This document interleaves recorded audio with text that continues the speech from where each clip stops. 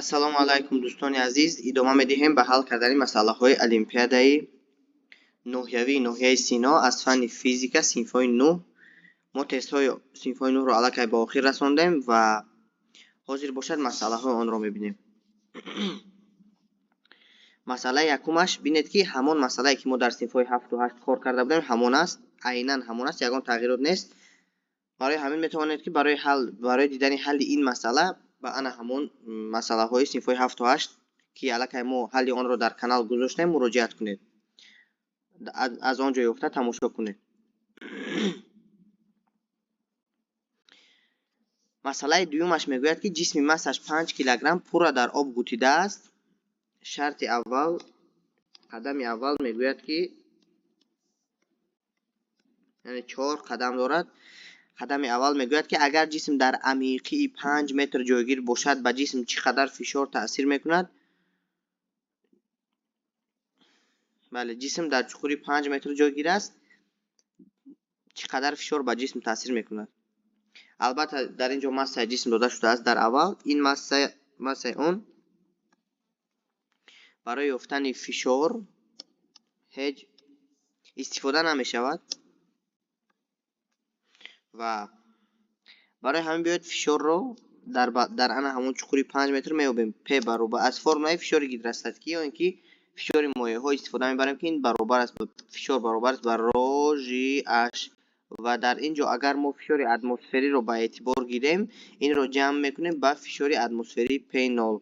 аммо азбасе ки фишори атмосферӣ надодааст, мо фишоре ки аз тарафи моеъ ба ана ҳамон ҷисм таъсир мекунад меёбем. яъне фишоре ки аз тарафи моеъ ба ҷисм таъсир мекунад, ин баробар аст ба ρ(G)H баробар аст ба, дар ин ҷо моеъи мо об аст, пас рои мо 10 дар дараҷаи 3 ё ин ки 1000 зарби G мо 10 зарби H мо 5, яъне ин мешавад 50000 паскал ё ин ки 50 килопаскал. қадами дуюм мегӯяд ки қувваи архимедӣ ба ҷисми оҳанӣ таъсиркунандаро ёбед. яъне агар ҷисм оҳанӣ бошад, массааш маълум дар боло. массааш дар боло маълум ки 5 килограмм ва маълум ки оҳанӣ аст, яъне зичиаш, зичии ҷисм 7800 килограмм тақсими метри кубӣ аст. ва қувваи архимедӣ албатта ки G баробар аст ба 10 метр тақсими сония дар квадрат. қувваи архимедӣ ки ба ана ҳамин ҷисм таъсир мекунад меёбем. қувваи архимедӣ аз тарафи об таъсир мекунад, яъне моеъи мо об аст. пас менависем қувваи архимедӣ баробар аст ба зичии моеъ ё ин ки зичии об зарби зичии моеъи мо ин об аст зарби ҳаҷми ҷисм зарби G ρ(V)G. зичии моеъ зарби ҳаҷми ҷисмро аз формулаи зичӣ меёбем, истифода мебарем. зичии ҷисм баробар аст ба массаи ҷисм тақсими ҳаҷми ҷисм. аз ин ҷо агар ҳаҷми ҷисмро ёбем, бо ρ ҷой иваз мекунаду халос, яъне ки барои ёфтани V, ρ ҷои V меравад, V ҷои ρ, m тақсими ρ, массаи ҷисм тақсими зичии ҷисм. ана инро дар ин ҷо мегузорем, дар ҷои ҳаҷми ҷисм дар ин ҷо мегузорем, инро оварда дар ин ҷо мегузорем ва ана ин ҷо ҳосил мекунем, яъне ки ρ зарби масса тақсими зичии ҷисм, массаи ана ҳамон ҷисм тақсими зичии ҷисм, яъне ρV зарби G баробар аст ба, дар ҷои зичии моеъ мегузорем 1000, моеъи мо об аст, зарби массаи ҷисм 5 килограмм, зичии оҳан зичии ҷисм 7800 зарби 10. ин ҷо бинед ки ихтисор мешаванд, садҳо ихтисор мешаванд. 50 дорем, дар ин ҷо 10 зарби 5 50, 50 зарби 10 500 тақсими 78. ин мешавад ки 500 тақсими 78 тақрибан агар 6 диҳем, биёед 500 тақсими 78, 6 карат 8 48, 8 14 ё 6 карат 7 42, 42 4 46, 468.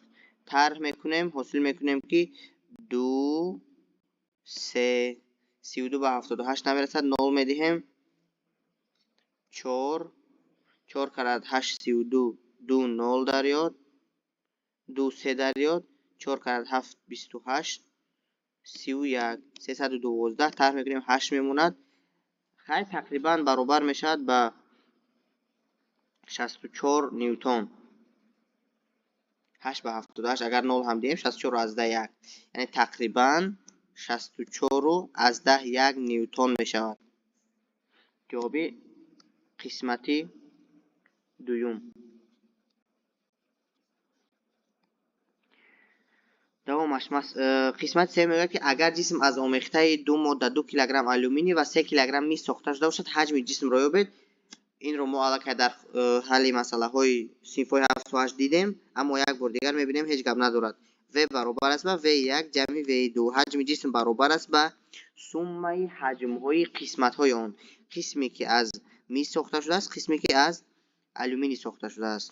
яъне ки дар ҷои V1 аз формаи зичи боз дар инҷо мо пайдо кардем, аз формаи зичи дар инҷо бинед ки ман бо хати сабз ишора мекунам. В баробар аст ба m тақсими ро.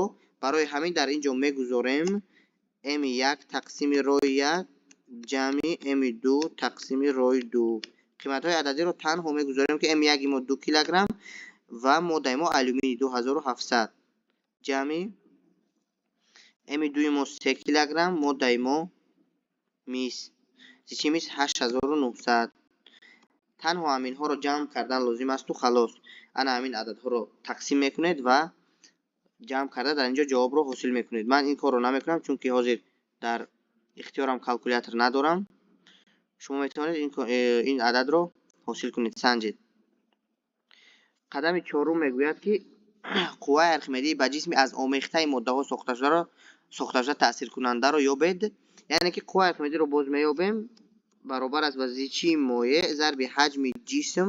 ҳаҷми ҷисм дар инҷо ана ҳамин ҳаҷме ҳаст ки мо дар инҷо бояд ҳосил кунем.